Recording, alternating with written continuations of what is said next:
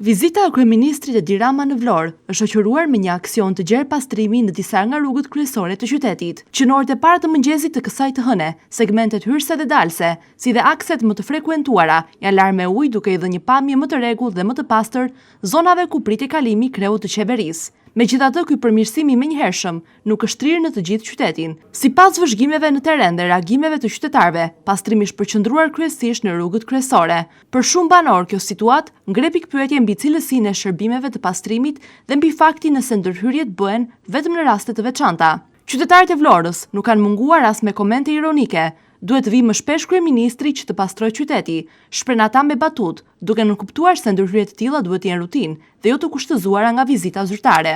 Na iku. Po, të jetë gjithmonë kështu, po jo vetëm sot.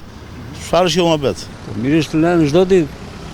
Diçka e mirë, diçka e bukur, diçka që duan që të gjithë qytetarët. Duket më ndryshe Vlora sot? Më ndryshe. Se ka kryeministri dhe janë larg. Po.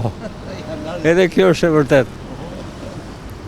Duhet një aksion i përditshëm i pastrimit. Patjetër. E mbani kryeministrin këtu çdo ditë. E mbani këtu që të jetë pastër Vlora çdo ditë. Vlora nuk duhet me një ditë, me 2 ditë. Vlora duhet të jetë gjithmonë. Fillon turizmi.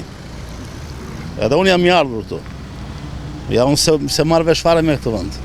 Me këtë vend shkelen ligjet, shkelet çdo gjë, e drejta e njeriut e çdo gjë vetëm që kryeministri vi për 5 minuta të shikojë rrugët e pastra apo të largohet. Po pse s'vjen çdo ditë kryeministri që të funksionojë Vlora, se Vlora nuk funksionon asnjë lloj gjë. Të vi çdo ditë, kështu do jetë më mirë.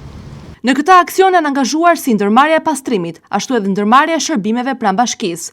Autometet e specializuara dhe punojësit kanë qenë në terren për të realizuar larjen me ujë me presion të lartë, një praktikë që ndihmon ndjeshëm në reduktimin e pluhurit, por aksioni ka qenë vetë një ditë. Ndërkohë, televizioni 6+1 Vlora ka ngritur prej kohësh shqetësimin për mungesën e një pastrimi të rregullt dhe efektiv. Kërkesat për larjen e vazhdueshme të rrugëve, sidomos atyre të mbuluara nga pluri dhe balta, kanë qenë të përsëritura, duke theksuar edhe ndikimin negativ që kjo situatë ka në shëndetin e qytetarëve. Nga ana tjetër, bashkia i ka vënë në dispozicion ndërmarrjes së pastrimit mjetet e nevojshme, përfshirë teknologji moderne dhe fuqi punëtore të mjaftueshme, si dhe një buxhet të konsiderueshëm. Kjo e bën edhe më të fortë kërkesën e qytetarëve për transparencë dhe efikasitet në përdorimin e këtyre burimeve.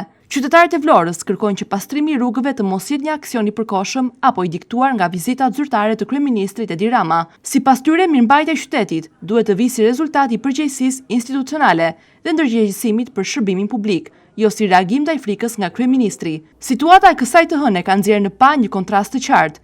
Nga njëra anë, potenciali për ta mbajtur qytetin të pastër ekziston, nga ana tjetër mbetet për t'u parë nëse ky standard do të ruhet edhe në ditët e zakonshme, kur mungon vëmendja e veçantë e një vizite të nivelit të lartë.